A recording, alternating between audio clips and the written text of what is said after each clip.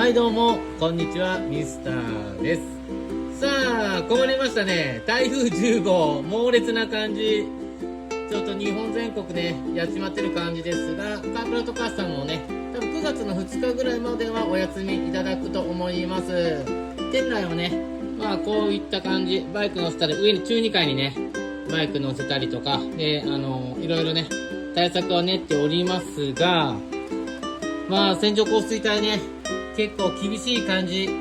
なんかね、昨日も線状降水帯一度クリアしたけど、また再びね、予測立っております。皆さんね、まあ全国の皆さん、この、台風みんなで頑張って乗り越えていきましょう。